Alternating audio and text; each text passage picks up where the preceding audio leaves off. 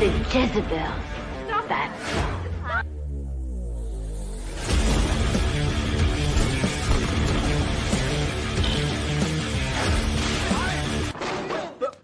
Here I come. I want you to get up right now, go to the window, open it, and stick your head out and yell, I'm as mad as hell, and I'm not gonna take this anymore!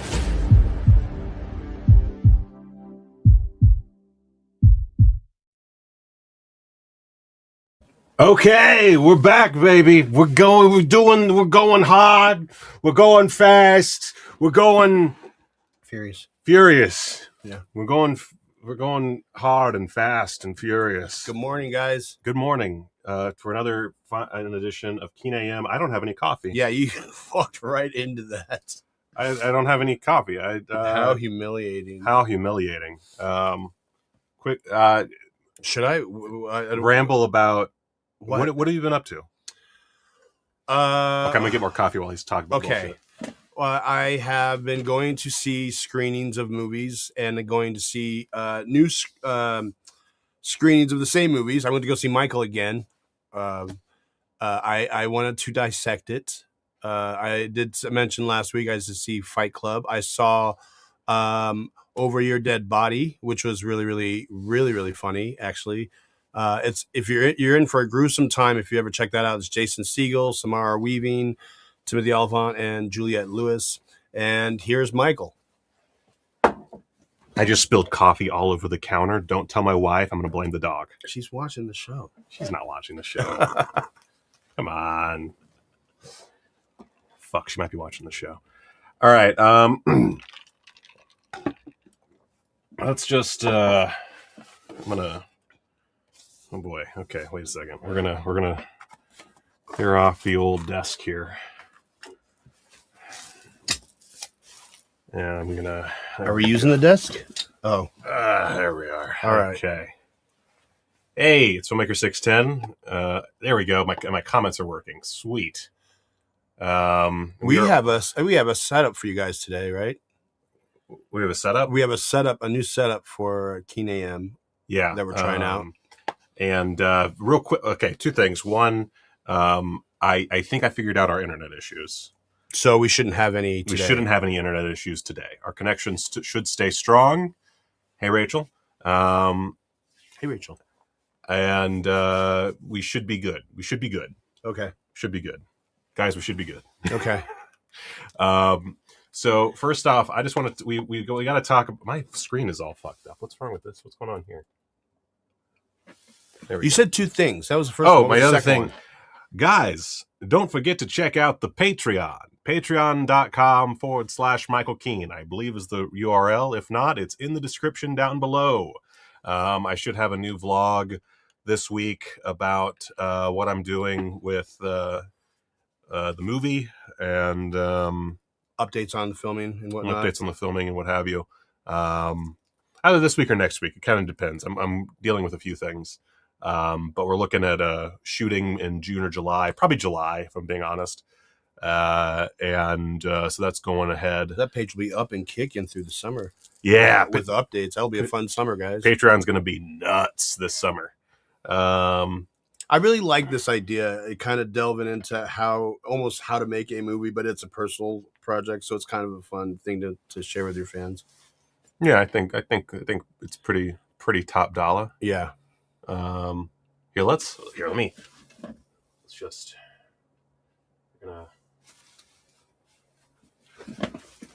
there we go. Look at us. One day I'll have it so that we can both be in focus at the same time. But for now, this will do. Okay. All right. So first off, we got to talk Vinegar Syndrome. We're going to go into Blu-ray news first. And then we'll deal with movie news, and then we're going to talk about what we've been watching. Okay. Sound good? Different order. Good. I almost made this same joke, and I forgot about it, but I thought of it earlier. I was going to say that we should do like a Brian De Palma and get a split diopter for the camera. Let's see here. All right, so Vinegar Syndrome. They dropped a bunch of new releases for pre-order for their Halfway to Black Friday sale. Obviously, we did not cover the Halfway to Black Friday sale because it did not occur on a Wednesday. That is the problem of the show being on Wednesdays. Is all the big news happens between Friday and Monday. But whatever.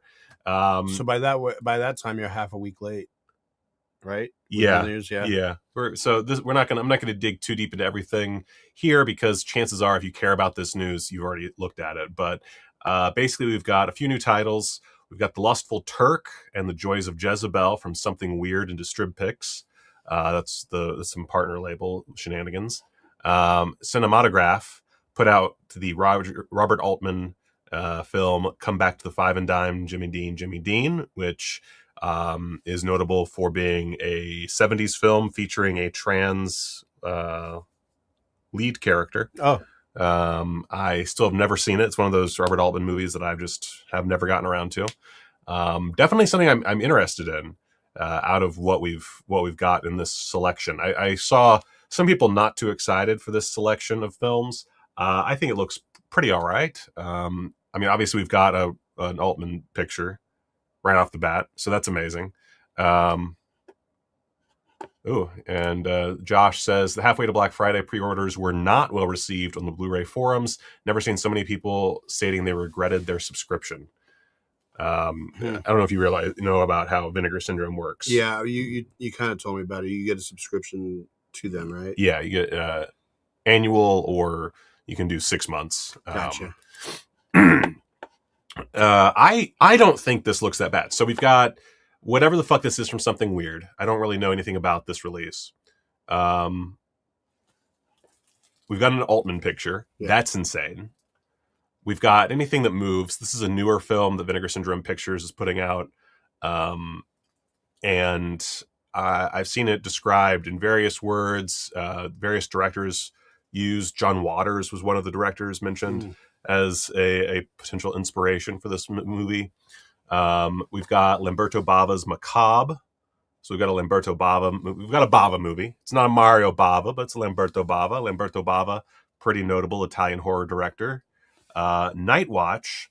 That's it's a oh god. I'm gonna have to. Is that the 97 with Ewan McGregor movie? Yeah. Okay.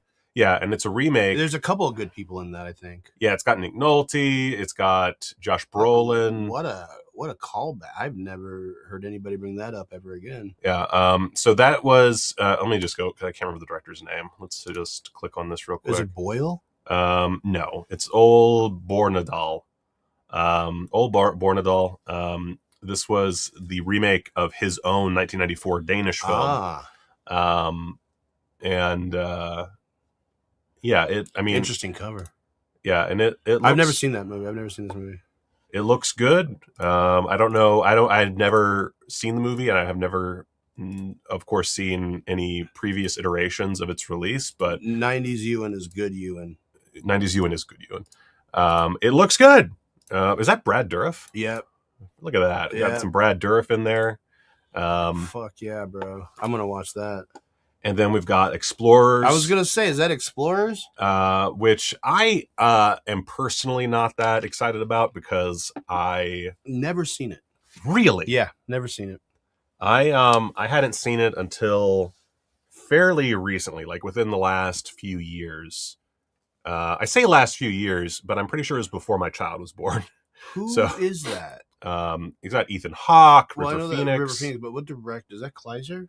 That's Joe Dante, I believe. What? Okay. Let me make sure I'm not being a fucking moron. Yeah, it's Joe Dante. Oh, that's interesting. Okay.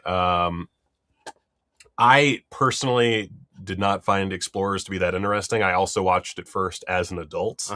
And so it stands to reason I would not have as much love for it as people who saw it when they were kids. Too late. Yeah, I saw it too late. Let's see what the chat's talking about. I bet you they love Explorers. Let's see here. New 77-minute doc on Explorers. The Inner Space doc was incredible, so I imagine this one will be great as well. Inner Space? Vinegar Syndrome had an Inner Space? New subliminal Iconoscope. They have secured 40 WB titles to release under it. Okay, so a new sublabel with a bunch of options. We'll be talking about the Devils in a bit. give it another go. I might give Explorers another go. I'm not going to buy this release, but I will potentially give it another go. Does Iconoscope, did they just announce it, or let's see here? GH. Okay, so it's just been announced. It hasn't actually been added to the list. Look how many fucking sublabels they have. Isn't that insane? Yeah.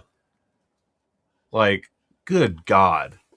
I don't like how there's just to give you an idea. So if we go over the partner labels section, here's what's all up for pre-order. We've got we got 1, 2, 3, 4, 5, 10, 15, 20, 22 movies for pre-order currently. Jesus Christ. Jesus Christ. No reason to have that many releases. I don't even know where the last batch starts, if this is just the whole last batch or if this is also a few other things. There's also some in here that I'm just shocked by, like Wild Eye releasing, being a part of the partner. Like, it really shows how absolutely ginormous Vinegar Syndrome has gotten over the years. Like, it's too much to handle. Of the ones that strike me from this grouping, there's Bushido, David the Rock Nelson Collection Volume 3. David the Rock Nelson, very notable genre film stalwart. Stalwart? However the fuck you say that word. Stalwart. Who made a bunch of like amateur home movie, basically, movies, monster movies mainly. That intrigues me quite a bit. I haven't bought any of the previous two collections, but they are some films that I really would like to own, just because it's such an insane like little slice of horror movie history, especially like Z-grade horror history, and that I find delightful.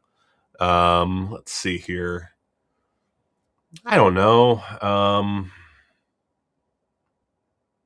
It's a lot of indie movies. The Roman Porno Reboot Collection, that one intrigues me. That is Aroused by Gymnopides, Dawn of the Felines, Wet Woman in the Wind, and White Lily. These were part of a reboot series from Nikatsu, and basically it was like a celebration of the Roman porno films that they put out back in the 70s, 80s, and 90s. Primarily the 70s and 80s. And that one, that does get my goat, but it's another one where I'm not sure I'll buy it before the limited edition sells out. Let's see here. And then beyond that, I don't know. Beware the Boogeyman and Revenge of the Boogeyman intrigues me a little bit. Oh wait, that's from the previous. Yeah, I don't really. There's nothing that really. Is anything here like striking your fancy? No, none of this is stepping out in front of me here. I'm not familiar with any of it. Embarrassing. It's not a matter of being familiar. It's does something look like it has? Do you see any spice that makes everything nice? What's this blood? Blood Shutter, relatives? yeah. Let's see. Ooh, already sold out of the limited edition slipcover. Let's see here. Burp. Called one of the... Oh, wait, no, that's just the Shutter thing. Francis, a 115-year-old Yiddish vampire, still looks 35. He's been roaming American backroads in his beat-up muscle car for decades, keeping to himself and liking it that way. One day, a teenage kid, Jane, shows up. She says she's his daughter, and she's got the fangs to prove it. They go on the road, deciding whether to sink their teeth into family life. Directed by Noah Segan. Noah Segan? Yeah. Do you know who that is? He's the guy from all those... He's Rian Johnson's guy. Yeah, he's the cop in fucking Knives Out. That's funny. He's a director? Yeah, apparently. Bro, of course I would choose... Starring Noah Segan, too. So that's... Yeah. I'm on it then. Which explains him being in the... Noah Segan is a vampire? I'm in. Sold. And you got commentary with Noah Segan. For those who don't know who Noah Segan is, every Rian Johnson movie, and I'm saying his name right, Rian Johnson? Ryan. I've heard Rian. It's Ryan. Okay. Ryan Johnson's movie. I do that a lot. I actually mispronounce people's names on accident. He's in every single one. So in Knives Out, he's Lakeith Stanfield's right-hand man, right? In Knives Out. Yeah. And he is also in the other Knives Out, by the way. Yeah, he's in all three. Yeah, he's in all three as a different character. In Looper, he's the Jeff Daniels' henchman. He's actually really funny. In Brick, he's great. But I guess he's now a director and writer. Josh Lee wants Wrist Cutter's A Love Story to be released as a partner label via Gunpowder and Never Sky. seen it. He says he writes them like once or twice a year about it. I would love to see that movie. What up, Brian? All right. So let's see. Let's maybe pick one other thing to take a gander at here. Okay, go down more. Let's see. Something that maybe Mr. K is a classic film, right? Am I crazy, or am I thinking of a different movie? I'm thinking of a different movie. This is the Crispin Glover movie. Yes, I've seen this. That's why it was standing out to me. You've seen it? I saw it. Okay, how was it? It's great. He is great in it. And anybody, Crispin Glover, I'm such a huge Crispin Glover fan, and I was really excited to hear about this movie. And I got to see it. I just happenstance saw it, and yeah, it's a really unique film. That's crazy that I didn't even stop to think that's what it was called, Mr. K. Yeah, not a great title. No, but I don't know why it just felt like nobody knows about it. It fell under the radar. Not a terribly impressive Blu-ray. We've got an interview with Crispin Glover and Tallulah H. Schwab, the director, that they did with Collider. We've got a short film called The First Cut, and then an image gallery and a trailer. So not impressive on the Blu-ray front, on the special features front, rather, but a film that our very own William-Patrick Coleman. Yeah, please check it out. You get an opportunity to see that. I like supporting movies like this. You know, I just realized we never introduced ourselves. I mean, not that we gotta get better. To that. Okay. Yeah. I'm Michael Keene. I'm William-Patrick Coleman. Okay, cool. You got that out of the way. Got that out of the way 10 minutes ago. All right, Mr. K. Mr. K. All right. So as far as, let's see here, Explorers. I was wondering about the features on that. Pretty stacked, looks like. Vinegar Syndrome, they love to do scans from the original camera negative. Mm-hmm. And this is no different. Newly scanned and restored in 4K from its 35mm OCN. Got commentary with Movie Oubliette podcast for the theatrical version. We've got The Making of Explorers, which is an all-new 77-minute documentary from Elijah Drenner, who's great. That's exclusive for this release. It's featuring new interviews with Joe Dante, screenwriter Eric Luke, producer Mike Fennell, second AD Carol Green, actor Robert Picardo, sound designer Mark Mangini, members of the ILM visual effects team, and newly discovered, never before seen on-set interviews with actors Ethan Hawke, River Phoenix, Jason Presson, makeup effects artist Rob Bottin, and production designer Robert Boyle, and many more. How can there be many more? It's 77 minutes. That's it? That's all they got? And then beyond that, we've got a making of documentary from 2021 that's 64 minutes long. We've got deleted scenes with commentary by Joe Dante. Got the original press kit. We've got a UCLA student film by screenwriter Eric Luke, and a stills gallery, theatrical trailer, teaser trailer, and a 40-page perfect bound book with various writers. That's for the limited edition only, of course. And greetings, British. Nice. Filmmaker 16 would like to say hello, William. Hello. So yeah, Explorers. If I really gave much of a shit about Explorers, for me, it's like if I remember correctly, it's like a 3-star film. It's perfectly good. My interest is piqued with this cast. I did know about a young Ethan Hawke and I believe a young River Phoenix, but isn't there more kids? Or is it just those two? I think that's really about it as far as like notable. Okay. Jason Presson, Amanda Peterson, Robert Picardo, James Cromwell, Dana Ivey, and Dick Miller. which of course Dick Miller's in there. Yeah. Duh. I was like, Dick Miller, is that a Joe Dante? Yeah. Oh, hello from Las Vegas. Hello. From Brian Swearingen. Let's see here. So, yeah, Explorers, fine. Definite, like, I don't care that much about it. What year is that? 80, I'm going to say 86. So 85, 85. God so this damn it. is like Flight of the Navigator times and all that. Yeah. I'm very happy for people who who like grew up with Explorers and give a shit about that movie, because that seems like an excellent release. Okay. Night Watch, I am intrigued by. I'm not gonna shell out $47 for it. I might buy it on sale at some point. I'm not gonna shell out $47 fucking dollars for this movie. Bro, I just found out that randomly that the Dune tickets are like $52 or something. That's insane. That makes sense. I'm in, I guess. I'll figure out a way. Where did I not? Wait a second. $52. I mean, that's to see it the best way to see it. I don't even think we can see it. That's like a LA thing. All right. So Night Watch, let's see here. Newly scanned in 4K from its 35mm OCN. Commentary track with author screenwriter Kelly Goodner and film historian Jim Hemphill. World of Nothingness, a 7-minute interview with co-writer director Ol Bornedal. 8-minute interview with casting director Rick Pagano. 10-minute featurette with production designer Richard Hoover and set decorator Brian Hash. And an 8-minute video essay by filmmaker Will Webb, plus 10 minutes of behind-the-scenes footage and a 5-minute stills gallery. We also get a 40-page perfect bound book with various essays, including one by Alexandra Heller-Nicholas.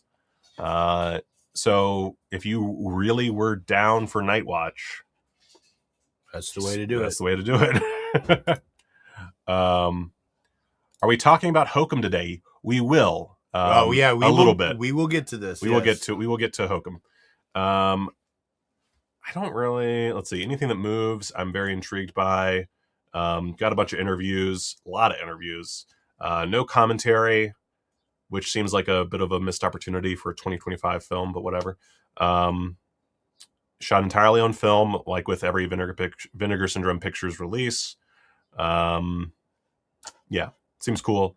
I kind of want to just dash through these. Come back to the 5 and Dime, Jimmy Dean.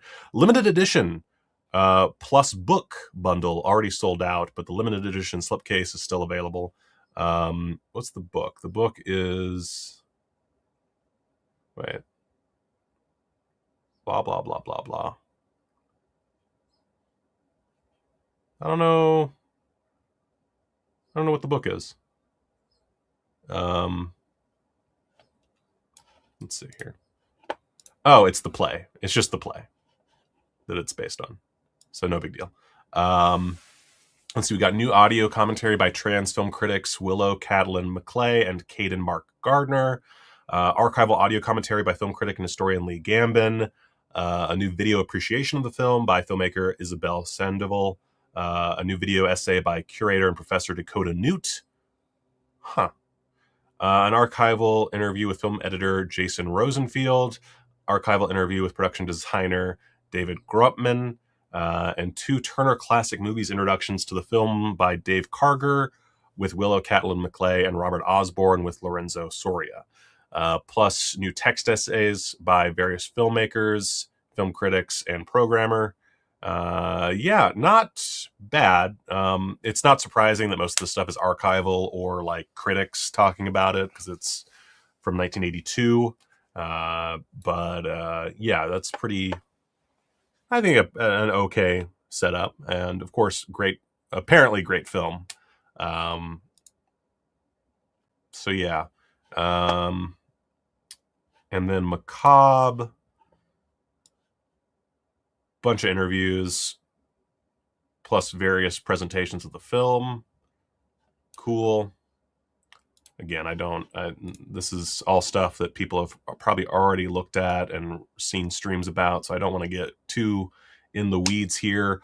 Lustful Turk and Joys of Jezebel. They're 71 and 76 minutes. Let's see. Got 2 feature-length audio commentaries by the Sin Syndicate podcast. And then an archival documentary, and that's about it. There's an archival poster as well. So that's cool. I don't really know anything about these, but it's neat. I don't know. It's a neat setup. I understand why.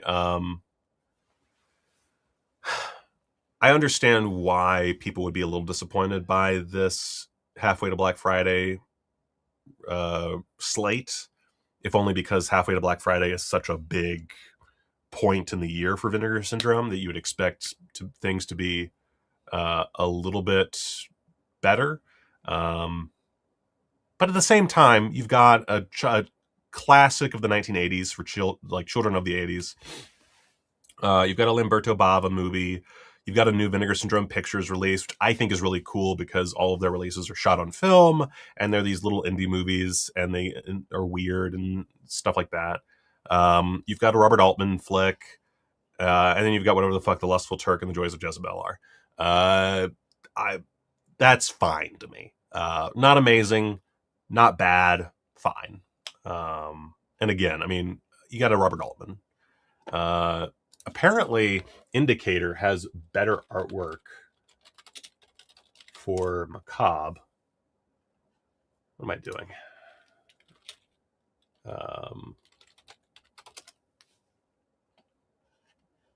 Let's see here. Oh my God. I already don't care enough, actually. I'm not gonna look it up. I'm gonna take your word on it. The Indicator has better artwork for the Macabre release. All right. Is there a reason we would be talking about Akira, or did we say something that referenced Akira by accident? No. Is that a reference from a viewer? Yeah, someone. Brian asked her, we're talking about Akira here. He's been desperate to get me to watch Akira. Oh, okay. That's all. Oh, okay. Damn you. You haven't watched Akira? No, I'm The fuck's wrong with you? See, that's what he wanted. Guys, I'm sorry. That's we're what dealing with. He wanted to open the door. Now we are dealing with. Now I'll never see it. A fucking just amateur over here. I'm sorry. Hey, I'm not an anime guy. Not. That's too bad because Akira fucking slaps. Yeah, that's what I hear. All right, so this is something I want to talk about real quick. Very small thing. So Rolls Royce Baby is coming out from Delirium Home Video. It is technically hardcore. Technically, if I remember correctly, the only hardcore element, and I could be forgetting. I just watched this yesterday, but I believe the only hardcore element is Lena Romay sucks a raging hard cock. But other than that, I don't think there's any hardcore material in it. So it's just barely a hardcore movie. Interesting film. It's basically just an hour and change of Lena Romay playing with herself and fucking people. That's really the entire plot. There's nothing more to it. She has a Rolls Royce that she drives around in. She picks up various hitchhikers, fucks them. That's the movie. You are completely, I think, taking your Letterboxd conversation. I know, but I got to talk about Jess Frank. So, okay. What's interesting here is in the, let's see here, description. Okay, while producing a string of films from a notorious Spanish director Jess Franco, Swiss producer Erwin C. Dietrich borrowed Franco's main muse, actress Lena Romay, for a sexploitation romp of his own. The resulting collaboration was 1975's Rolls Royce Baby, a salacious and intensely erotic cinematic experience featuring the beautiful Romay at her most sexually uninhibited. That's fine, but if you're going to say that, maybe don't call it Jess Franco's Rolls Royce Baby. This is not true. This is an Erwin C. Dietrich movie. It was directed by Erwin C. Dietrich. And Erwin C. Dietrich did say that he that Jess Franco co-directed in some capacity. And I wouldn't be surprised. Lena Romay's on set. Jess Franco's not going to be far behind. Those two were like inseparable. It makes sense that Jess Franco would be around. But it is objectively not a Jess Franco movie. It is not Jess Franco's Rolls-Royce Baby. That's an insane thing to put on the cover. I don't know why they put that, other than to sell units, because they know Jess Franco's name will sell units more than Erwin C. fucking Dietrich. And I just find it kind of irritating. Especially because it doesn't even feel like a Jess Franco movie. It very much is Erwin C. Dietrich.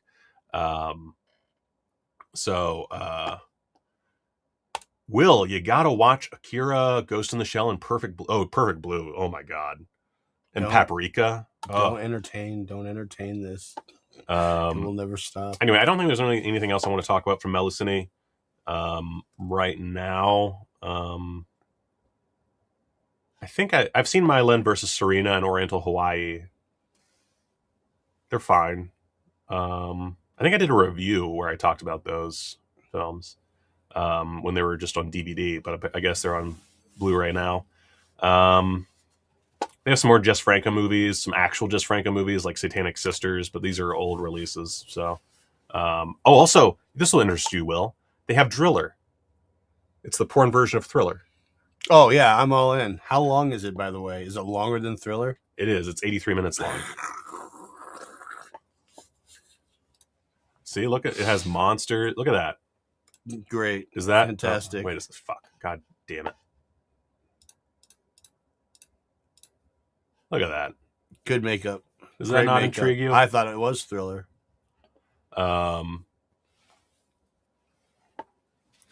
So yeah, Franco partly produced it. Yeah.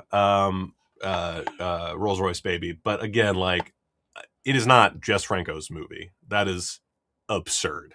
And we'll talk more about Rolls-Royce Baby in a bit. But first off, we got to talk about The Devils potentially coming to 4K. There is a 4K version of The Devils being shown at Cannes. Let's see here. Blah, blah, blah, blah, blah. They're screening a new restoration from the original camera negative. And the runtime listed by Cannes is 114 minutes, which makes it longer than the MPAA cut.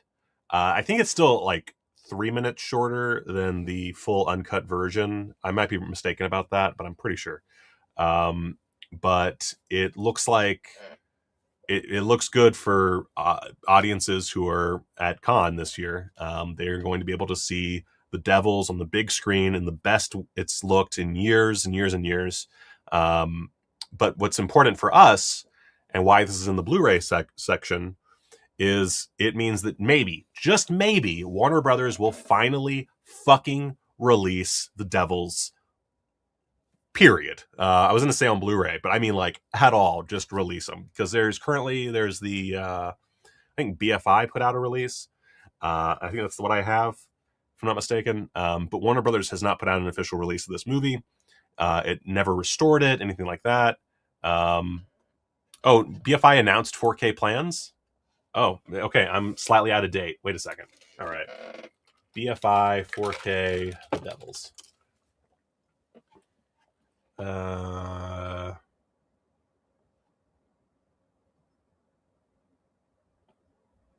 not seeing anything about BFI's plans, but that wouldn't surprise me. So yeah,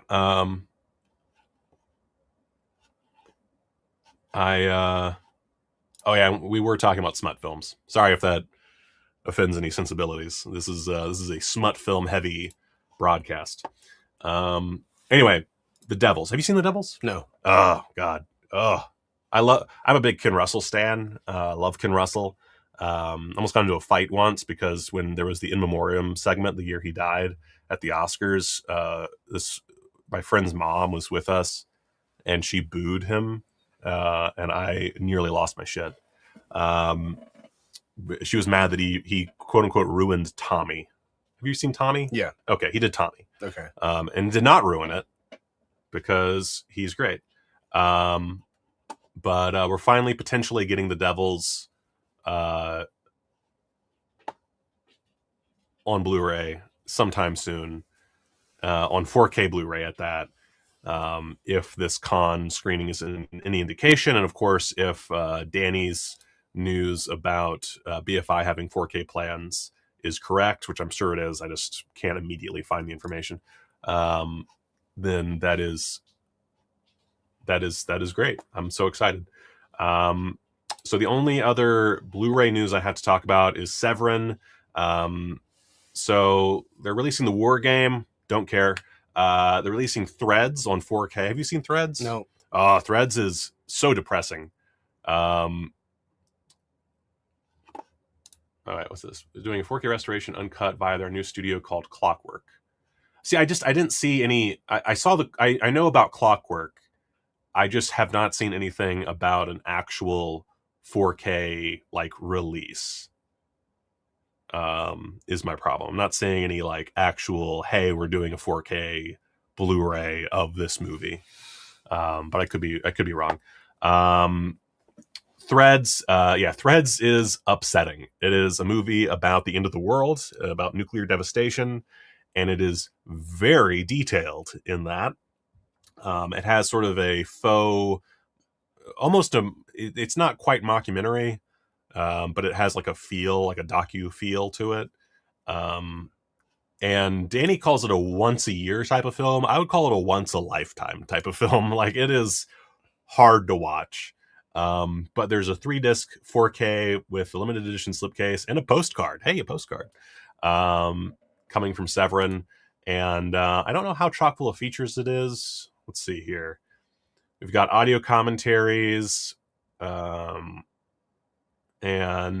some interviews, and a feature documentary on the production.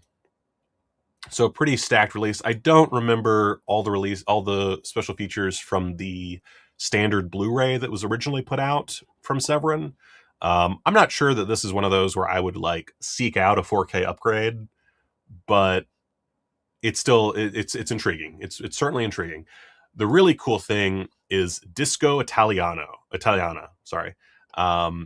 This is a 4-disc Blu-ray set, which includes a CD soundtrack of American Fever, Grease Rock, John Travolta, The Face with Two Left Feet, and I guess that's it. That's the so 3 films, all Italian disco exploitation movies. Do you like disco movies? I don't know. Saturday Night Fever? Yeah, I love Saturday Night Fever. So this is what happened when Saturday Night Fever became big. Is the Italians doing what Italians do, ripped it off, and made a bunch of disco exploitation movies.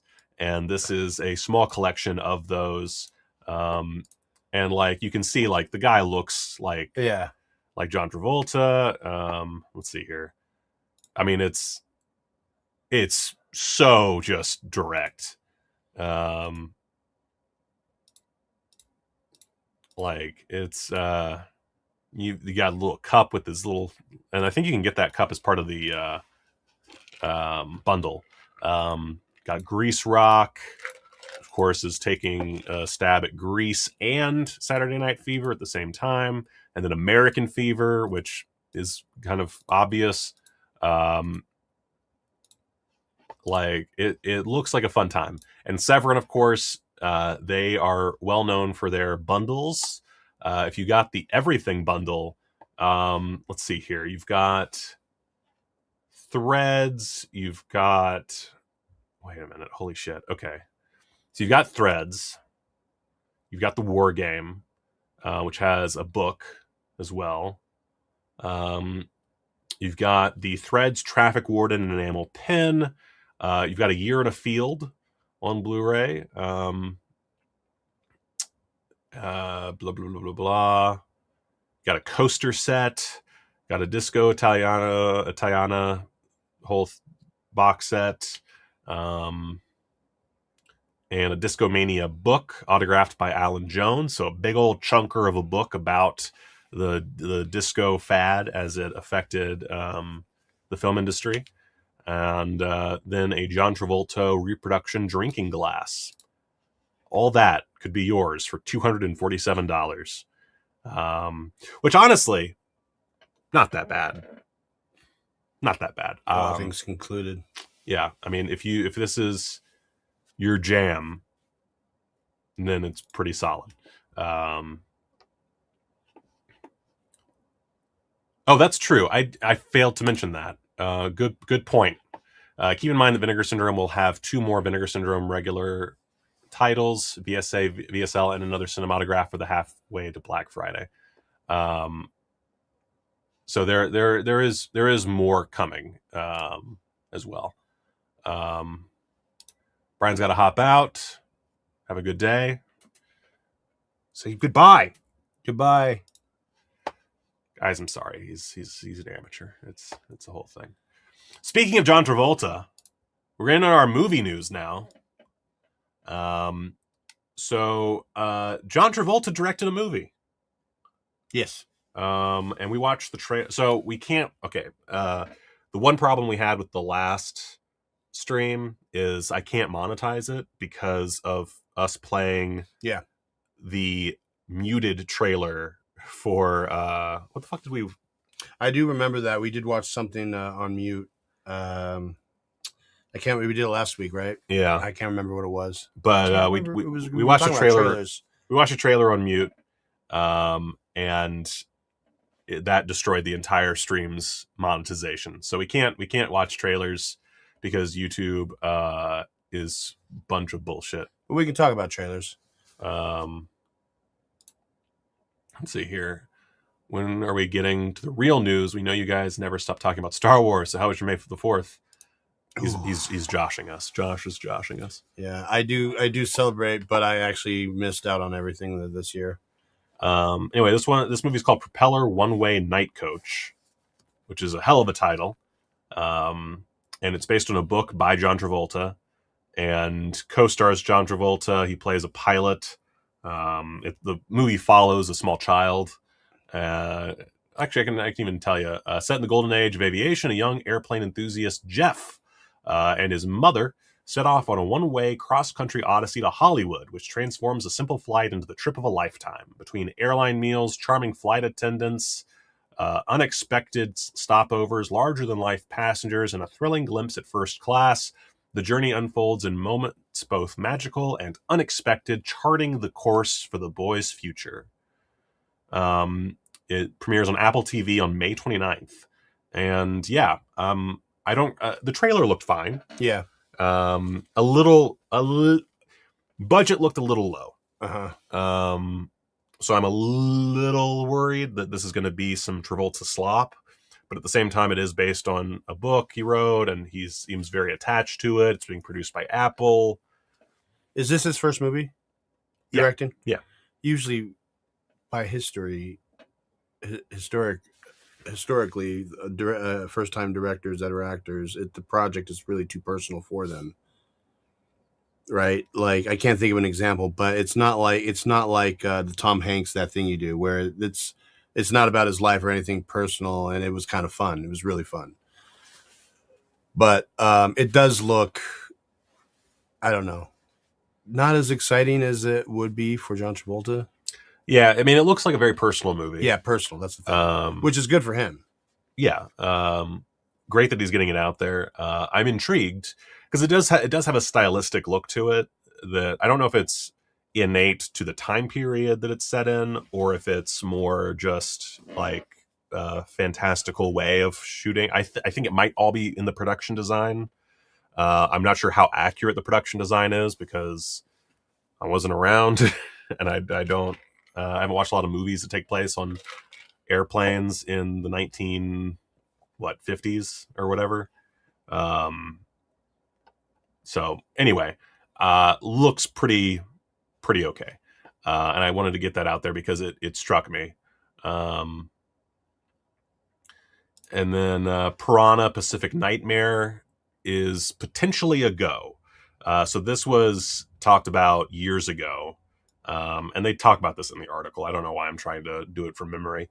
Way back in February 2017, it was announced that Roger Corman was teaming up with Piranha franchise rights holder Hisako Tsukuba for a film that would take the killer fish to Japan. That all went to fucking shit. Nothing happened.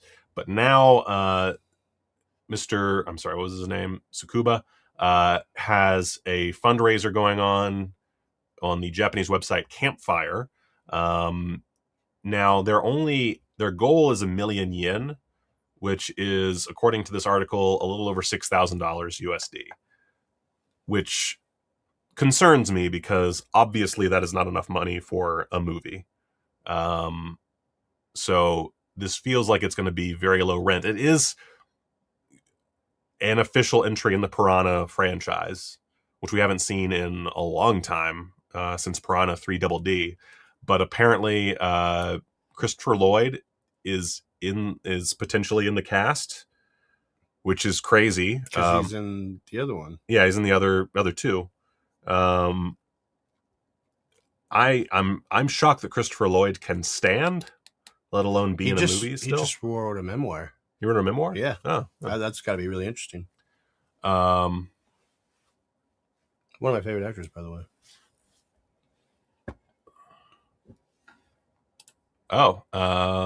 Lokester literally just got a Blue Sky, whatever they're called. The Devils is getting a theatrical release on October 16th.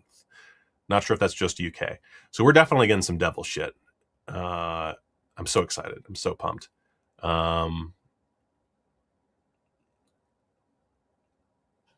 Let's see. He likes the Vinegar Syndrome artwork. Oh, yeah. Christopher Lloyd was just a nobody, too. Yeah. Man, it is crazy how fucking he keeps on going despite being 1 million years old. Good for him. Yeah, I love that guy. Yeah, we don't really know much about Piranha Pacific Nightmare. They do go. Wait, okay, let's see here. In 2017, we heard that the killer fish in the new film would be tuna piranha hybrids. There would be a giant mother piranha in the film, and Christopher Lloyd would be in the cast. A synopsis confirms that some elements are definitely still in play. He wanted to make Japan's seas something to be proud of once again. To revitalize the fishing industry, which was on the brink of decline, fish expert Goto dedicated his entire life to his goal. His project was to develop new species of saltwater fish. He believed that creating fish with strong vitality that could withstand harsh environmental changes was the only way to save Japan's... Okay. Bunch of stuff. This all leads to an attack by piranha in Japan. That's basically it. Okay. Will this actually happen? I don't know. The Campfire website, yeah, they're still at 390,000 yen. I find it hard to believe. I find it hard to believe that this is actually going to happen. But I'm curious. I'd be up for a Japanese piranha movie. So. But with it being so cheap, like by appearances so cheap, that does worry me that it's not going to be, good. Next up, Evil Dead Burn. The trailer for Evil Dead Burn came out, and I would say, guys, if you haven't watched this trailer yet, don't. Because it appears as though they show you quite a bit. They show you a lot of the movie, and again, we can't really say. There was a initial trailer that just showed one sequence. Yeah, there was that one shot. That was the way to do it. That didn't it told you the tone of it, it told you the pacing of it, and it didn't tell you any details about what you were watching. That was really fun. If they ever release that and you hear about it, I would strongly recommend you watch that. Yeah, I would say that the teaser trailer definitely is the better trailer to watch. That was probably one of the more interesting trailers I'd ever seen, actually. Yeah. That said, well edited trailer if you ignore the fact that it gives away like every major sequence. Sure.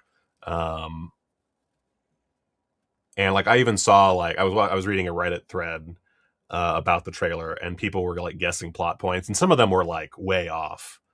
But there was definitely a lot that could be inferred from the trailer. Oh, there goes my head. It's getting big, and it's already a big head. All right. We'll talk about stuff. We didn't. I don't think either of us saw Deepwater, right? No, we did not. I did not. It did look interesting, though. All right. You wanted to talk about this. Yes, guys. Does anybody know that Gremlins just screened a 2.5-hour assembly cut in Los Angeles? There's a lot of interesting things about this. I actually have this up to talk about. For anybody who, and I don't know anybody who is not a Gremlins fan, the 1984 classic, of course, again directed by the great Joe Dante and starring Dick Miller. This version preserves deleted scenes, alternate takes, and creative paths that were ultimately left behind. The scenes at the bar, department store, and bank go on for longer, and there's more in-depth character work, and Kate Berenger's speech about why she hates Christmas is not present, which is weird to me. They would take that speech out. Huh. There's a lot more Mrs. Deagle, which makes sense because they really introduce her as being a heavy villain, who has a new subplot where she goes around trying to foreclose on everyone's house. As for the Gremlins themselves, this is interesting. They don't show up and start terrorizing the town of Kingston Falls until about an hour in. Speaking during a Q&A on Instagram about this version of the film, Zach Galligan, the star, said that this cut features stuff I absolutely have no memory of having shot. He thinks that Billy comes across as a more badass in this version. As for whether the general public will ever see this version of the movie, that's for anybody's guess. For now, the ones who have watched it, this is interesting, are Joe Dante, Ian Grant, the guy who runs the Gremlins Museum, is what it's referred to as, and the rarefied audience at the screening, which included filmmakers Adam B. Stein and Zach Lipovsky, who are the directors of Final Destination Bloodlines and the writers of Gremlins 3. It was basically screened for them. Also, Drew Hancock, the writer-director of Companion, Rob Savage, the director of The Boogeyman, Dan Burke, Robert Olson, directors of Novocaine, Akilah Cooper, writer of Megan, and more filmmakers. It was just screened for filmmakers. Huh. But while the fate of this early cut is unknown, we do know that there is a third Gremlins movie on the way. Chris Columbus is on board, helping to write with the two guys and direct it. Huh. Jenna Ortega is rumored to star. Oh, come on. No, I remember actually reading about that a while ago. Let's see. I don't know. Is this his lost cut? Joe Dante's lost cut? I guess it has to be. Yeah, it has to be. Yeah, but so is this the cut that is this cut that they saw? This the one he wanted people to see, not the one that. Because basically, by the way, call me when you have a 2.5-hour assembly cut of Gremlins 2, the new batch. That's what I want. Yeah, Josh even says, I'll say it. Gremlins 2 is better. Yeah, Gremlins 2, the new batch is the one. Is that my guy? That's a guy like Josh. We're on the same page again. Gremlins 2 is awesome, but that is a reaction to what happened to him during Gremlins 1. So I'm wondering if we're seeing the version he would have liked us to have seen. Where that version is. Let's see. Boinkbot says there's a lot to be said for editing. There's usually very good reason for things getting pared down, just playing on the side of caution. You know how much I love Gremlins.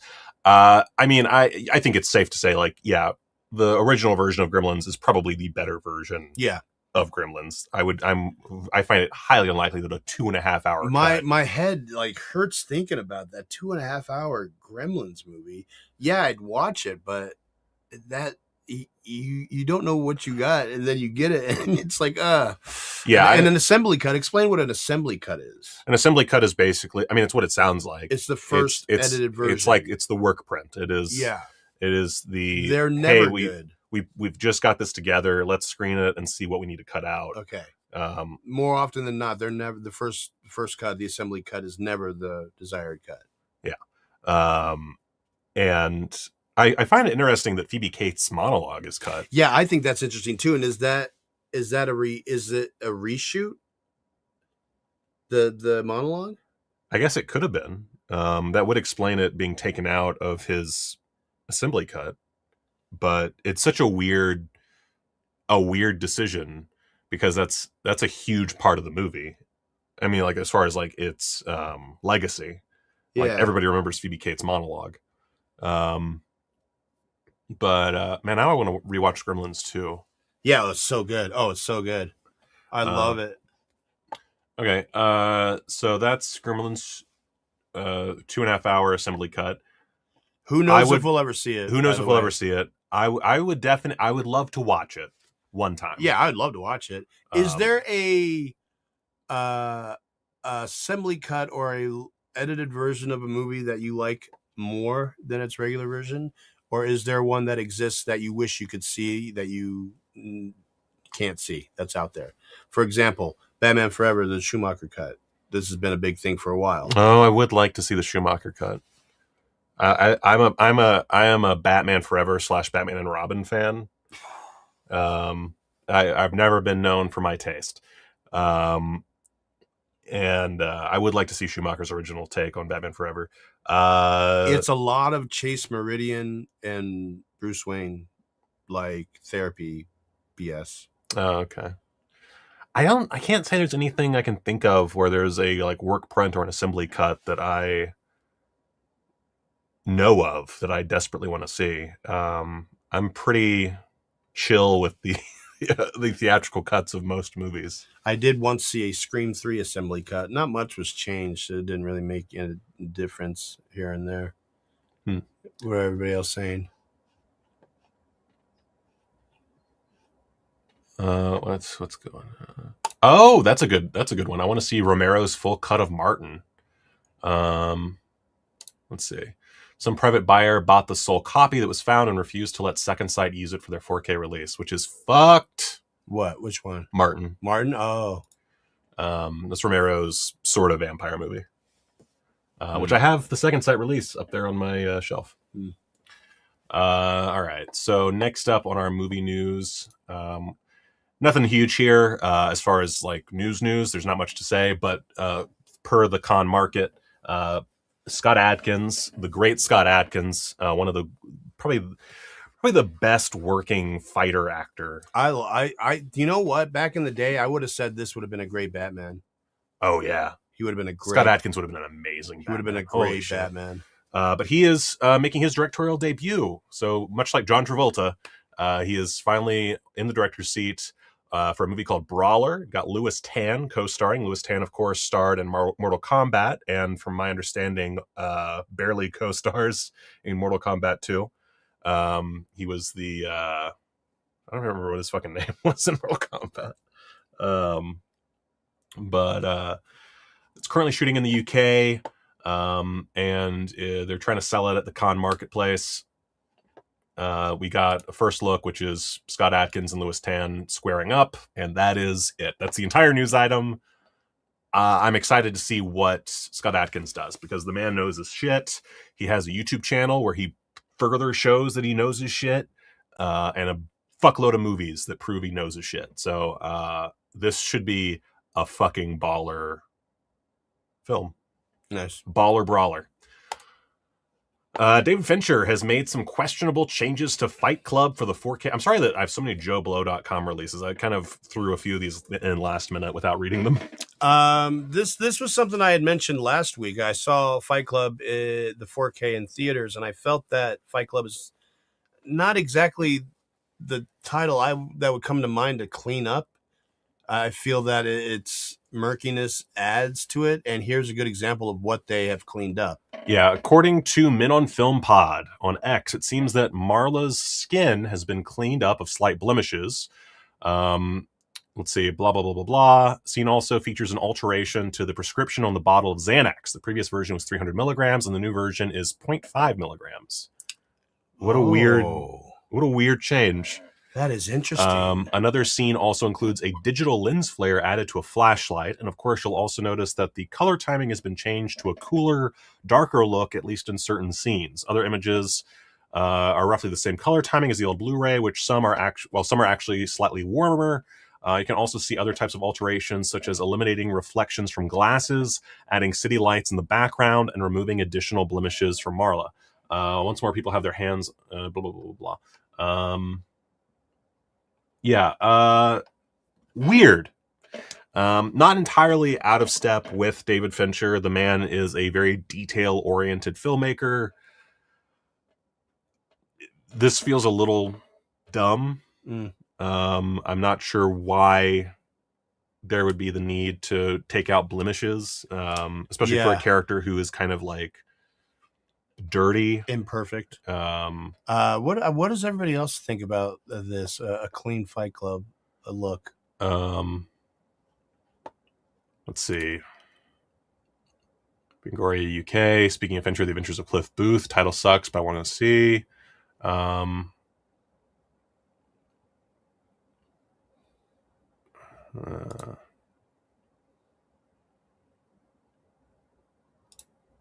All that work you could have put into fixing Aliens 3. Let's see here. Boink, what's a better explanation of assembly cut? I think for Alien 3, filmmaker 610 can explain that if he wants. And yeah, same kind of weird changes he did with Panic Room. Yeah, clean Fight Club does feel unnecessary. I don't love it. I don't love that he changed the color timing. I don't understand okay, so this is the lens flare thing. Just added a little lens flare to it. But why? But why is exactly, yeah. It seems superfluous. Yeah, I don't know, man. I don't know about this. I mean, it's not okay. It's not George Lucas bad. There are worse things to complain about. I'm curious as to his thinking behind it. Yeah. They're not massive changes, but they are little changes that you would pick up on and that feel a little, I don't know, weird. And it bugs me to not be able to get the original version on 4K because it is a beautiful looking movie. At the same time, it is his artistic expression, and he's allowed to do with that as he pleases. And as previously noted, again, David Fincher, intensely detail-oriented. So this feels like stuff he wishes he had done then, or wishes he could have done more easily then. It's a super perfectionist move. Yeah, it is a super perfectionist move, which, again, is very David Fincher. That's very David Fincher, yeah. That's why we love him. So, not terrible, but irritating. Longlegs 2. Why don't you tell us about this? There's not much to say. We know all of Jack and shit. We know that it's aiming for a January 2028 release. Spoilers for Longlegs. Did you watch Longlegs? Yeah, we saw it together. Oh, we did? Yeah. Oh, okay. So spoilers for Longlegs. Longlegs himself, played by Nicolas Cage, dies horribly in the film. He's actually not really. I guess he is important to the story, but not really, right? Yeah, he dies early on. Yeah, fair. Not that early, but he dies. There's still a movie there without him. Just so you guys know. He dies earlier than you would expect. There's still a movie there without him. And Osgood Perkins is back in the director's chair. That could be a pro or a con because, frankly, he's been all over the place. He's shooting them out, man, and I don't know that that's a good thing. Yeah, we don't know the plot for Longlegs. But it's not a sequel? It's not a sequel. So it could be a prequel. Could be a sidequel. He's under a ton of makeup, so it's not crazy to think that they could do a prequel. I don't know. I'm curious to know where they go. Longlegs didn't really it didn't impress me as much as it did a lot of people. I liked it. I liked it when you think about because it was always compared to the old 90s thrillers, and when I think of it like that, I kind of like it. The throwback to those kind of movies. What were we thinking, like Bone Collector, Copycat, things like that? Yeah. So when I think about that, that's kind of cool. I don't know if we need a sequel. I don't know where they're going to go with a sequel. Less is more with Nicolas Cage's character. He's very effective. The least he's in it, the less he's in it. So I don't know. We're talking like an Aunt Gladys thing. Yeah, something I'm also not terribly hyped about. Yeah, I when I saw Weapons, I could see there being more to her, but at the same time, less is more. Less is. Yeah, I think we got plenty of Gladys. We got plenty of Longlegs. If this is a prequel about Longlegs himself, don't want it. If this is if this is a prequel that like follows a different case, maybe or he comes in and out, he's involved in some way, that's fine. If it's something really weird, like remember Ridley Scott's original idea for Gladiator 2, where he like goes through like hell. Oh, I didn't know. To get to his family, to whatever. get to his family. Like if it's something insane like that, not a 1-to-1, but something equally crazy, I'm certainly on board because I love a big swing. But if it's just a prequel, about like what Longlegs was doing, first off, we already know because we see like 20 some odd years of difference in the original movie because it starts off when she's a little girl. Yeah.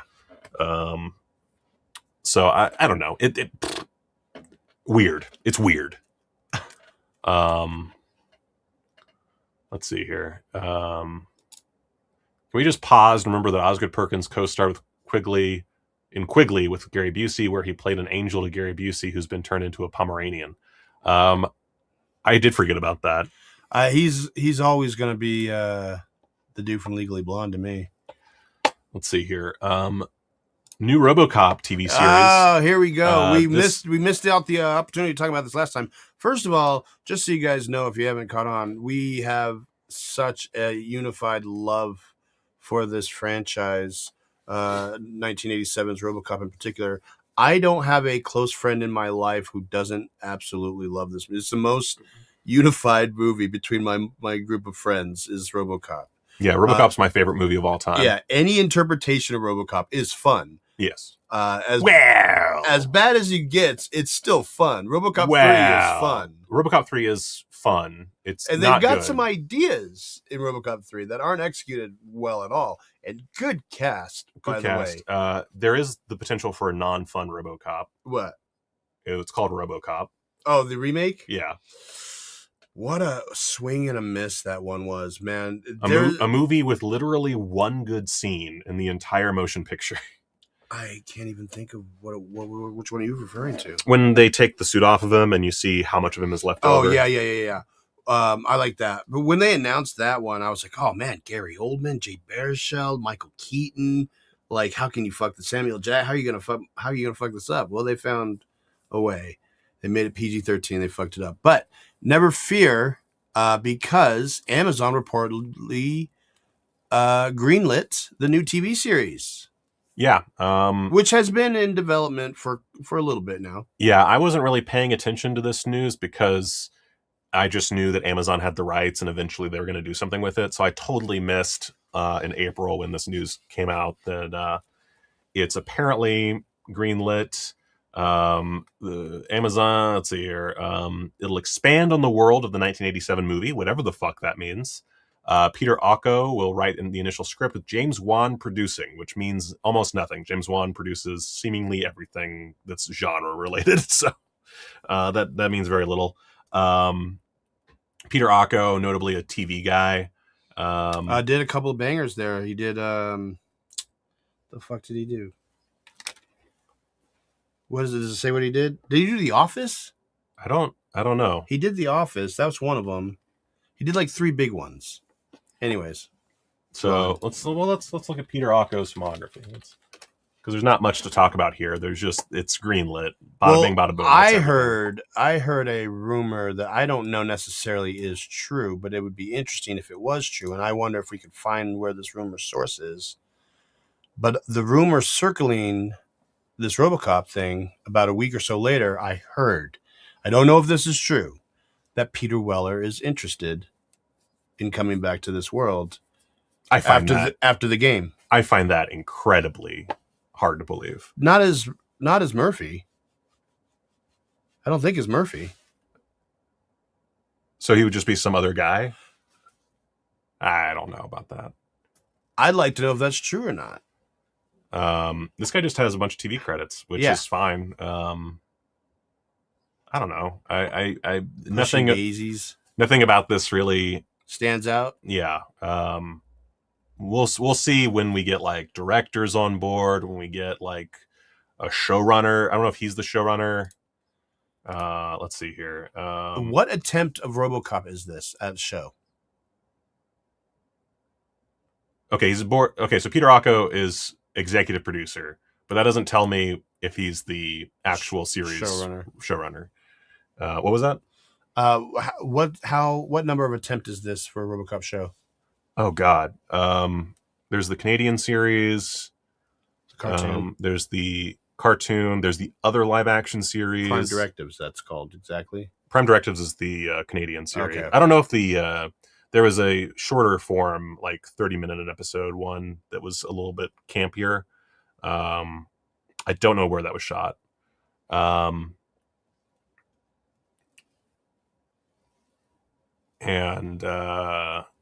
in the cartoon.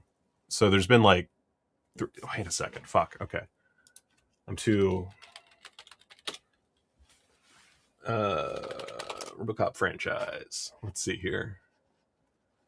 I don't think I'm missing any. So television, you had RoboCop, I think this is the cartoon.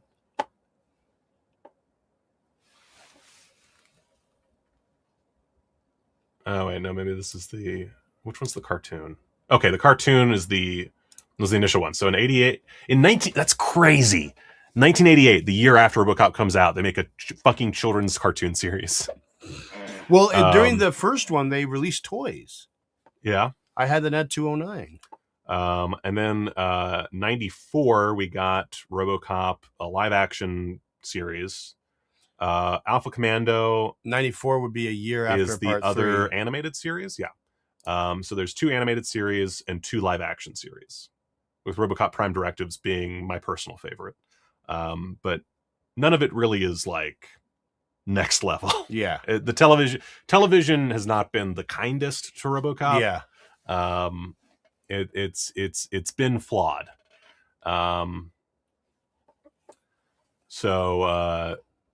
Yeah. I am intrigued. I don't like Amazon very much. We're looking at a long ways to go anyways on this. I will say, based on what Amazon has put out, again, I have some problems with Amazon, but that's just a general anti-capitalist thing. That's my problem, my weight to bear.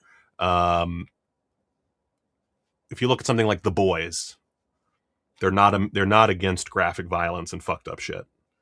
So in theory, this will be full of graphic violence and fucked up shit. Nice. Hopefully, it still retains that satirical edge. That's really that's the thing that kind of that makes RoboCop work so well. Yeah.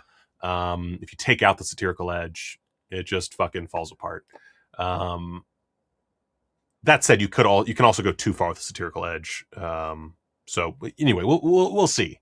We'll see how it goes. I personally am intrigued. I'm intrigued. The Odyssey. Odyssey had a new trailer that shows a lot, by the way. Yeah. Not anything that would ruin. We're not going to ruin the Odyssey for you, but how old is the Odyssey? I was just going to say like centuries. I don't even know. Yeah, this centuries old yeah. story. But regardless, man, it really details who is who and how much they're kind of a part of everything. And Robert Pattinson is your villain. Yeah. Everyone has an American accent. There have been complaints already. There's been complaints with the accents and the use of the word dad. Yes. Yeah. I don't know how old the word dad is. In Nolan, we trust. Like, I'm not really worried about it. I wouldn't have been taken out of it unless somebody had pointed it out. Visually, it looks great. I think it looks good. I don't know. I find Christopher Nolan visually to be a little hit and miss. I think it's cool that he's shooting everything on fucking IMAX. Mm-hmm. That's cool. But it feels to me like he really relies on that fact. And I feel like his movies have gotten less visually interesting over time. where like something like, I don't know, The Prestige Mm-hmm. to me is a much more visually interesting film. Yeah, he's not there. That's the perfect way to put it, filmmaker. He's not a great composer of dynamic images. Like, there's not a lot to me happening in his frames, and it feels like it's just like, look how grand this is. Look how big of a movie this is. We're shooting on fucking IMAX film, baby. But he doesn't really fully utilize, like, the frame. His compositions are not terribly exciting. Let's try not to get fucking demonetized again. Also, I don't love the look of these guys. I don't remember who they are in the story because it's been a million years since I watched any version of the Odyssey. But like, you look at his frames and they're fine. They're fine frames. But nothing really is standing out to me as particularly cool looking. Like, there's no frame that I'm like, well, that deserves a place on my wall. But at the same time, it's still big and it's still, a lot of production design. But like you look at this shot of Matt Damon and it's like, it's fine. And then, here's some beach. Here's, Robert Pattinson getting all up in Spider-Man's grill. And it looks good. It doesn't strike me as visually all that interesting, but it's good. This hero shot of Anne Hathaway looks fine. I have no problems, like any like serious issues with it. It's technically accomplished, but it's not like sending me or anything. And it feels like, if we're talking about a filmmaker with as much budget and as much leeway and as much just like creative freedom as Christopher Nolan has, I mean, the man can make, I think, literally anything he wants. Mm-hmm. Like, and the studios will just shove money at him and he'll make the thing and that's it. To me, it should be more visually interesting. And I don't know why it's not. I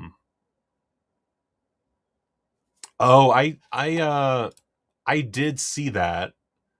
We didn't talk about it. Mm-hmm. The Dead of Night series that VH Shitfest released. That was a little while back. But yeah, it looks really cool. And you say a lot of fun, even though it drags at times. That sounds about right for that type of film. A no budget shot on tape flick. Yeah, makes sense. Anyway, the Odyssey. I'm excited to see it in theaters. I find myself not revisiting a lot of modern Nolan films. And you know what? I say all this about his composition and what have you. Oppenheimer is a pretty solid film that is visually exciting at times. And one that I would be interested in revisiting. So like, I don't dislike Nolan or anything. I just feel like there's a bit of a missed opportunity a lot of the times with his visuals, considering how much he's allowed to spend, considering the level of like, he could have any DP in the world. I think who I don't remember who's shooting the Odyssey.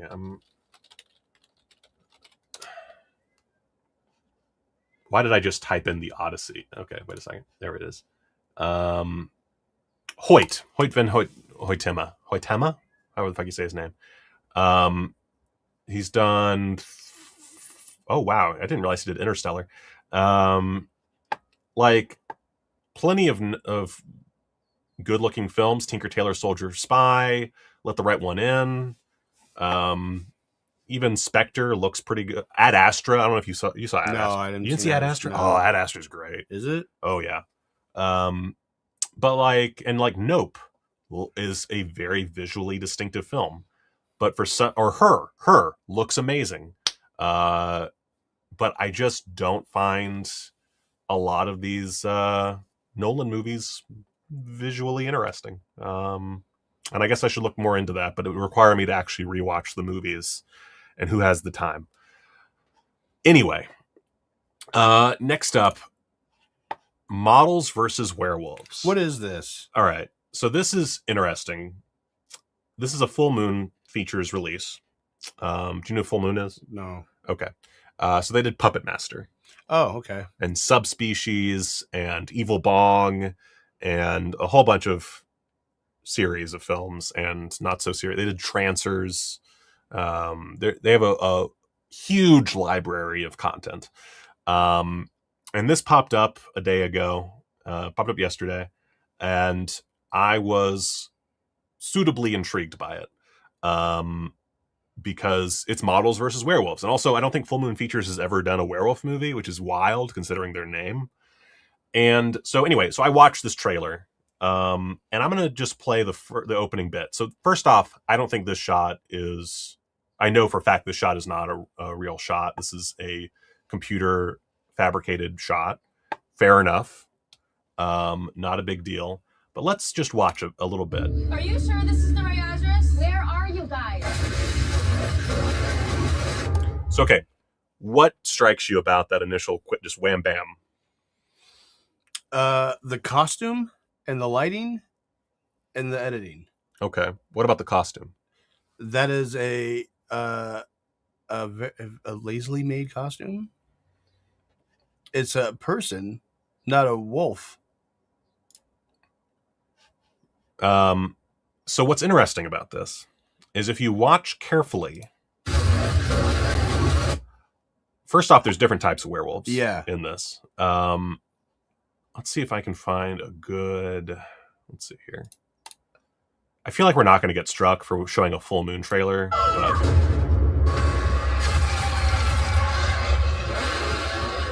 okay, what strikes you about that? I don't know. Okay, so I'm going to tell you what strikes me about it is this, in the quick shots we get, looks like it might be some pretty good CGI. Okay. Yeah. But then I noticed the frame rate of the footage. And I noticed a few little other things about it.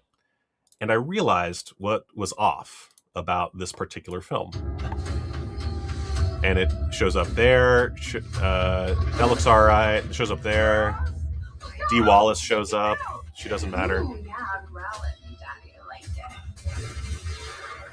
couldn't find a first aid kit by the time I lavender hand sanitizer spray. I really had a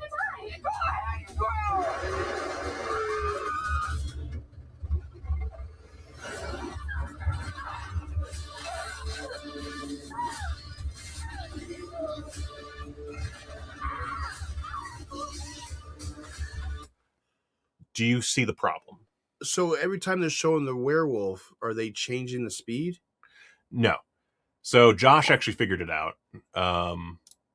It looks like AI,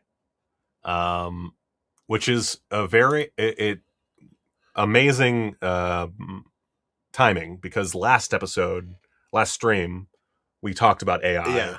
And I was specifically not necessarily pro AI, but I was saying that there is an opportunity for filmmakers to utilize it properly and for good, and to make things that otherwise couldn't be made reality. Boy, did that bite me in the ass. So yeah, all the werewolves are not entirely fake. I've seen pictures from the set. They definitely had a werewolf costume, and there are certain shots where it is definitely a costume and you can tell. But then there's a lot of shots that are way too smooth. They look waxy. The frame rate looks off. And you, it really is so on brand for them. And so what you have here is interesting. It is a studio known for taking the cheapest possible route in filmmaking at all times and using AI. And they're not the first movie to use AI creatures. Coyotes did it.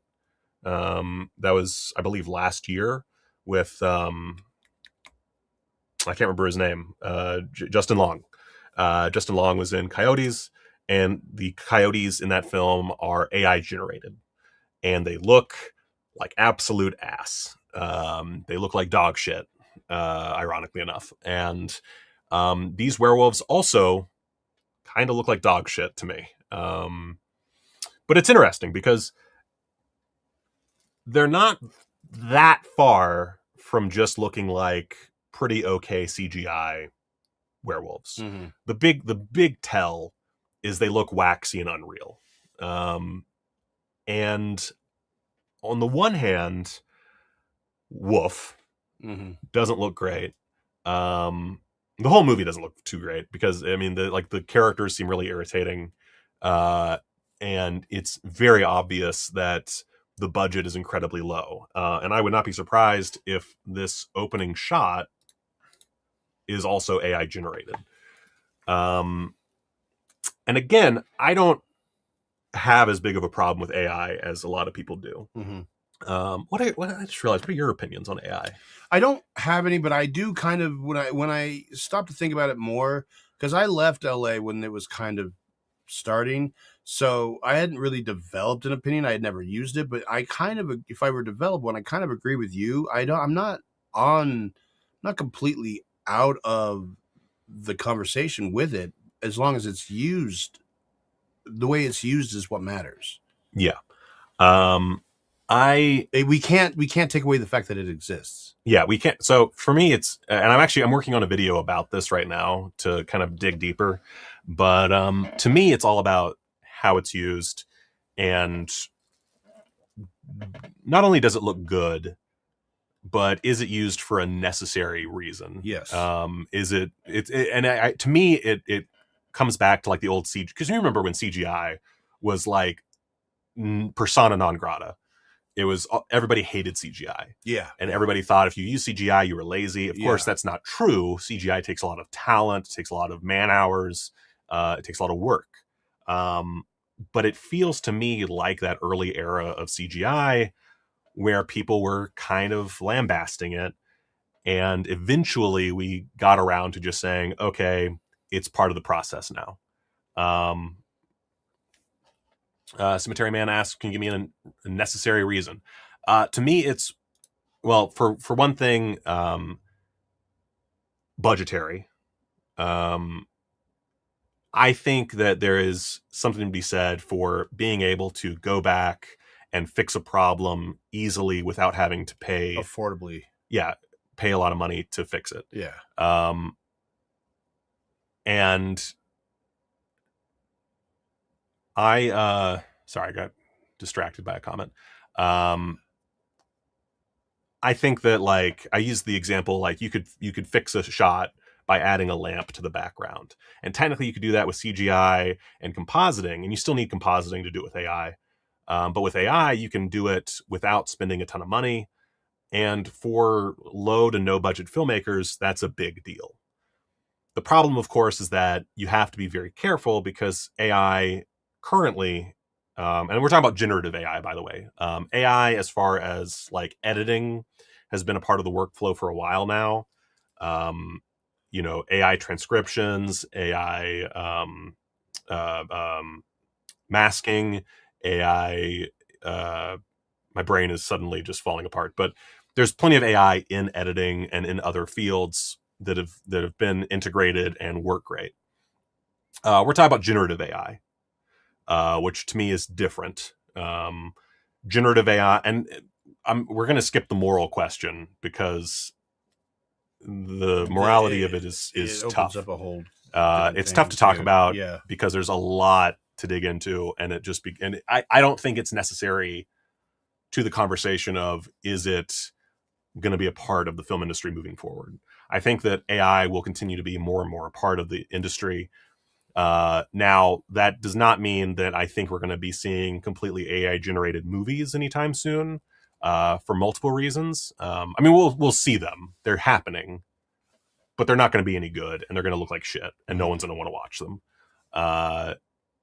But when it comes to generating elements, I think that's where the real benefit is generating elements. So, for example, I think that there is something to be said for Full Moon's initial approach here. I think it looks awful. But when you look at where is that bit? There's some bit in here. Like, that didn't look very good. But like, for example, this isn't the shot I was looking for, but this works. The nails growing out of the hand here. I'm willing to bank pretty hard that Full Moon did not have the money to do a cool werewolf transformation.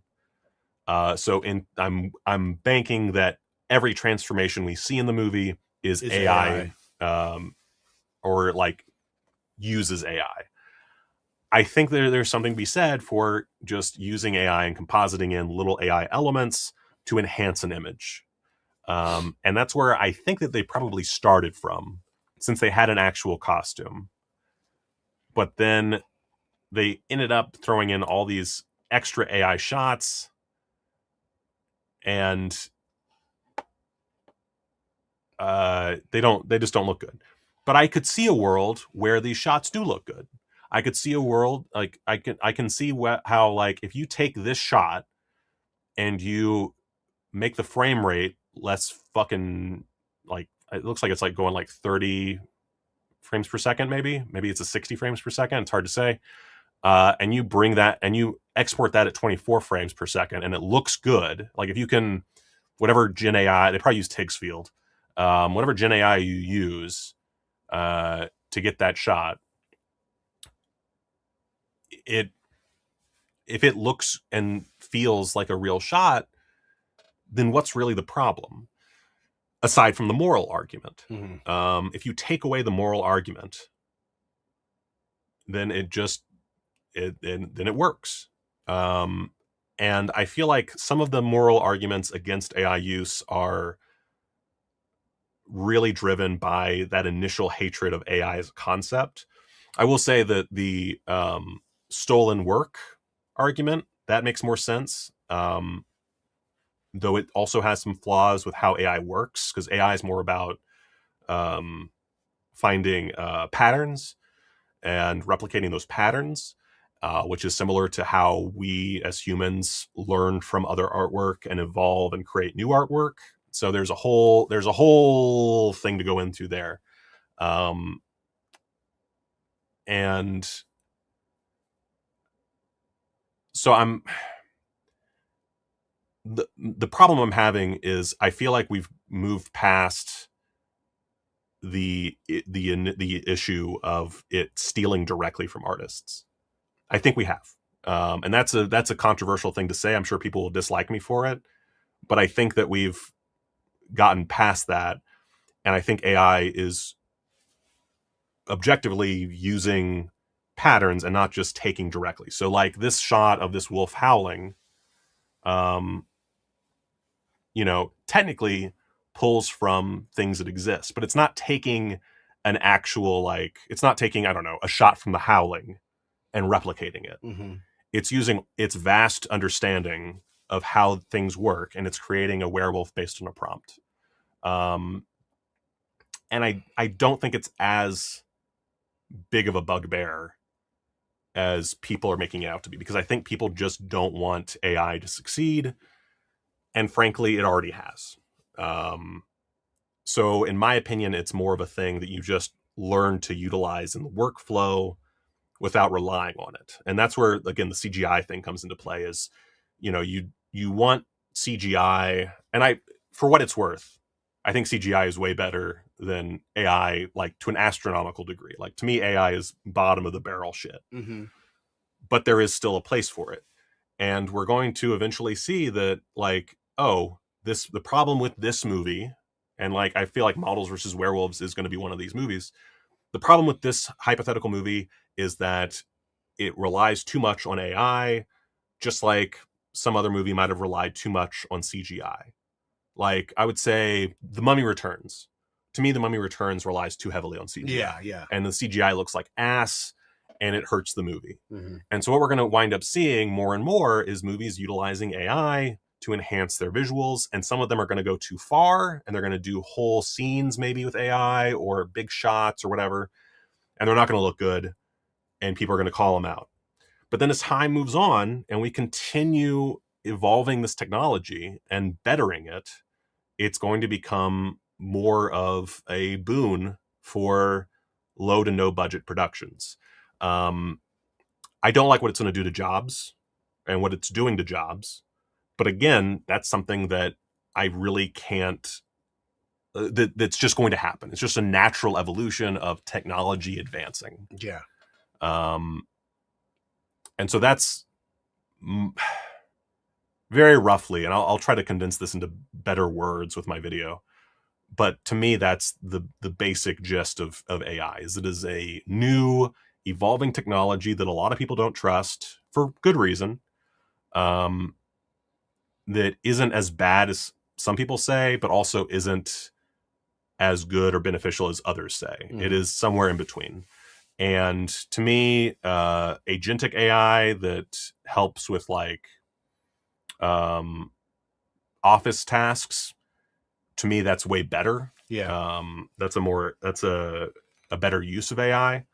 But in the case of like a models versus werewolves, like I could see like, I don't know, adding the eyes with AI. Like they have these big yellow eyes, they're blinking, they're doing all their thing. Composite that in using AI could turn out really well. To do the entire werewolf out of AI doesn't work out so well. Kind of fucks things up. And so that's where we're at with the technology. I'm curious to see how it evolves. I know it's going to evolve to be a bigger and bigger part of the industry. And I don't see how you're supposed to fight that. Yeah. Just like there was no way to fight CGI evolving and taking over. CGI also cost people jobs. Are we on? Yeah. Why? It was black. Oh shoot. My camera. Okay, that's one thing I did not figure out is Overheating. The overheating issue we're still dealing with.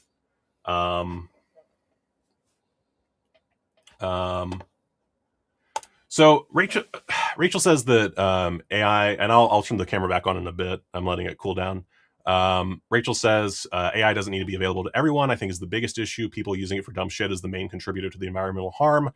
If anything, the biggest contributor to environmental harm is the learning process. Individual prompts don't really take up that much energy. But I also agree there is like it is insane how much people rely on AI. That part I'm fully against is like when people choose to use AI to like figure out like there was something I was doing research for my video and I was on some Reddit thread about AI and they were talking about water usage. And I don't remember the exact conversation, but it was talking about water usage. And one guy was like, well, I asked ChatGPT about the water usage and it said this thing. But then I asked ChatGPT later and it said this thing. And it's like, yeah, because ChatGPT doesn't always come up with the right answer. It is frequently wrong. All of these chatbots are frequently wrong. Why would you go for that? Find your answer from like that. That drives me nuts. That drives me absolutely fucking crazy. And see, I don't think that talent and creativity are gone. I think that you just change how you look at talent and creativity. The creativity is how you use the thing. Yeah. It's like a fucking paintbrush. It's not a one-to-one thing, but it's like a paintbrush. You take a paintbrush, whether it is a really good paintbrush that's like, you know, like a $40 paintbrush, or you get like a shitty $5 paintbrush, or a $1 plasticky shitty paintbrush, whatever the case may be. It's how the artist uses that paintbrush. That's where the creativity comes in. It's not the tool, it's how they use it. Yeah.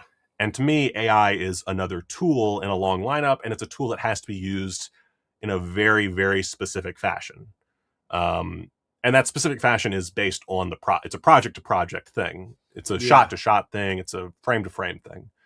But it's still something that it doesn't stop creativity. If anything, it asks you to be more creative in how you use it in your workflow without things looking like absolute shit. Yeah.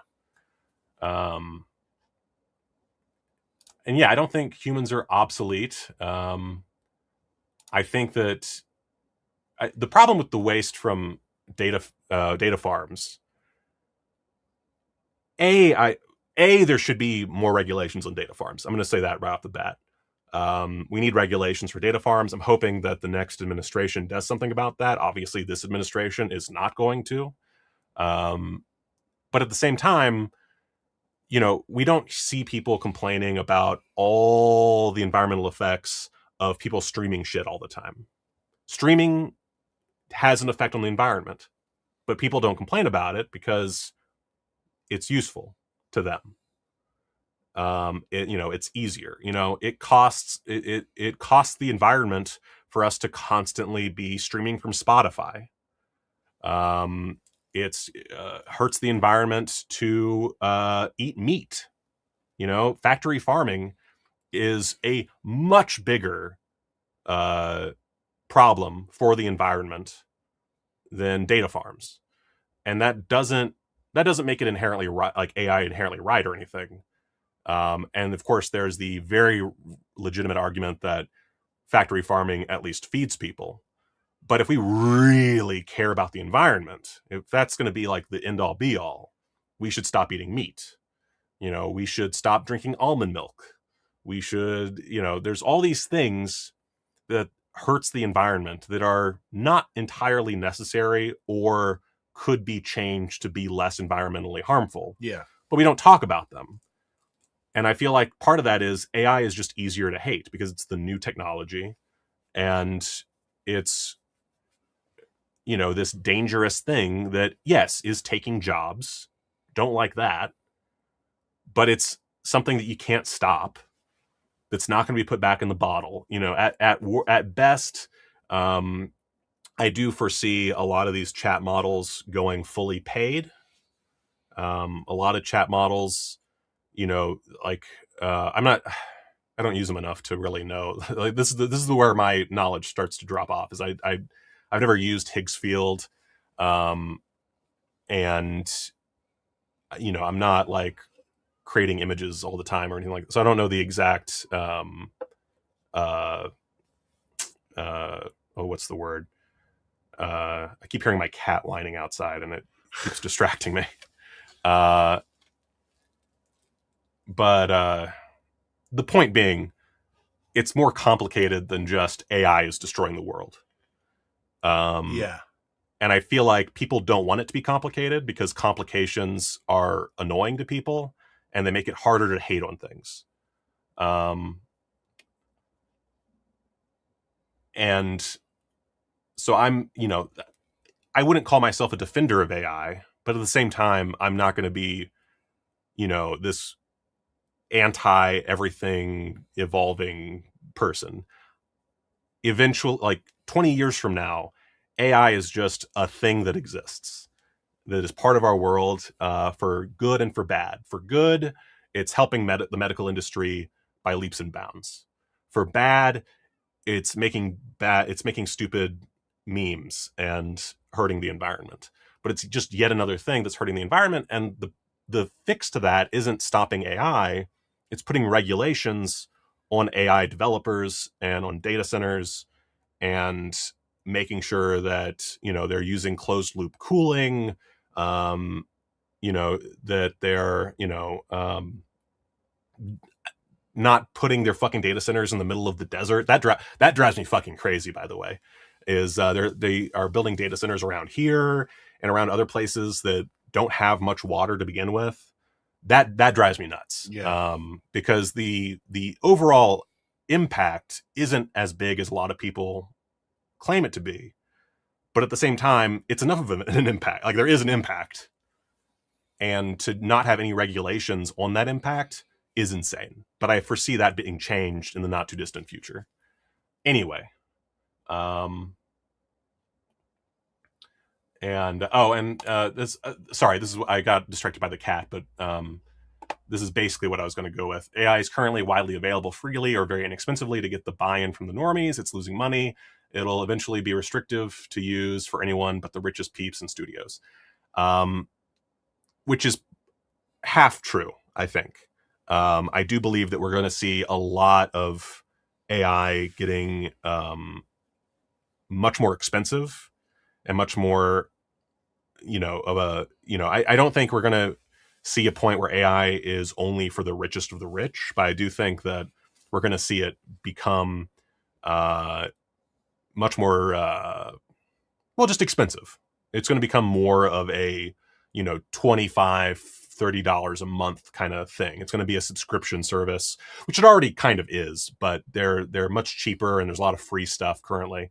I think things like Higgsfield, which are compared to traditional CGI inexpensive, I think that that's going to stick around, and I think that it's going to continue being a boon.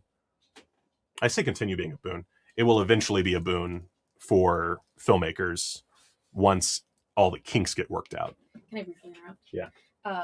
Our son hit his head again at school, and also is not feeling well. So we just need to be on alert and send him back to class. But we might have to go get him. Okay. All right. I might have to go pick up kiddo. Hope he's okay. I'm sure he's fine. Anyway, so I'm going to stop talking about AI because this is just a great way for me to lose subscribers. Long story short, I think that the conversation is complicated and people are making it too simple one way or the other. And I don't like that because I'm a gray area kind of guy. Anyway, The Hen, official trailer released. Again, I'm not going to show the full trailer. It's about a hen. And the film, I think it's about a hen. The film follows this hen. Did you see EO? No, but I know what you're talking about. Okay. It reminds me of EO. It's just a film that follows a chicken, and it meets various people, various situations. A lot of actors show up. It's a foreign language film, so I don't know anybody that's in it, but a bunch of different actors show up and do their thing around this chicken. And I think it looks delightful. It does look a bit like it might be too much like EO, like it's, kind of an EO knockoff. But I just wanted to mention it because it seems like something that might not be on everyone's radar. You just get the call from the school? Yes. Okay. He didn't make it all the way out of the office. All right. Do you think I have 10 minutes where I can wrap up? 5 minutes where I can wrap up? 5. Okay. All right. So, moving along to our final segment, which is going to be truncated because I have to go pick up my child from school because he hit his noggin, as he is wont to do. Will, you saw Hokum. I saw Hokum. For those of you who have seen Odyssey and were interested in this, it is great. In fact, I think I really would like to rejudge my stars there and do a 4. I really liked it. It's probably one of my first favorite movies of the year. Again, Odyssey, for what it's worth, is great. Yeah, I still haven't seen Odyssey. I want to watch. I really liked Odyssey, and Hokum is. It's pretty intense. I'd like to know what anybody else thought of it. I thought it was really intense. I'm gonna watch Caveat. Odyssey. Yeah, that's the other one I haven't seen. I want to see Caveat. Yeah, really I'm gonna watch those two, and then I'm gonna go see Hokum. Hopefully this coming week. Yeah. Unfortunately, I didn't get a chance to see Devil Wears Prada 2. So y'all know the original plan for us was to go through our Letterboxd last 4 watched and just talk about them, and that be the end of the show. Since we have to cut the show short, which are almost 2 hours, so we have a long show. I'm gonna kind of skip over the rest of yours, Will. Yeah, that's fine. You didn't like Nonstop. I did not have a good time with Nonstop. I, on the other hand, I watched Rolls Royce Baby. I watched the entire The Hire again, except I had never seen Neil Blomkamp's entry. Do you know The Hire? No, but I know Neil Blomkamp. So The Hire is this BMW produced series of short films from like 2005. The Escape, Neil Blomkamp's version, was much later. It was more recent. It was like 2016. but really cool. They got a bunch of really high profile directors and actors to shoot and be in these things. You got Don Cheadle, Forrest Whitaker, Gary Oldman, Danny Trejo. Awesome. And then on the director's side, you've got like Tony Scott, you've got Wong Kar-wai, you've got Guy Ritchie in one with stars Madonna because they were married. Yeah. So really cool stuff there. And then what else did I watched? I've been watching all of Wong Kar-wai's filmography. I got to My Blueberry Nights. Pretty good. What's your Tarantino thing here? You've I been was going through them, I or was what? watching. Rachel hadn't seen all of Tarantino, so I watched them all with her. Oh, nice. Yeah, so we got through Tarantino's filmography. Still fucks. Yeah, still fucks. It's fucking great. And that I believe is going to have to be it because I've got to go. Thank you guys. Thank you so much. We'll see you next Wednesday week. At 10 a.m. Same time, same bat channel, same bat time, all that jazz. And yeah, Go see a movie. go see a movie or go watch a movie. Watch a movie. That's the actual. So we had this whole thing with my channel where it was go watch a movie and go make a movie. So it's going to be go watch a movie for this particular program. Okay, gotcha. So go watch a movie. Go watch a movie. Ah!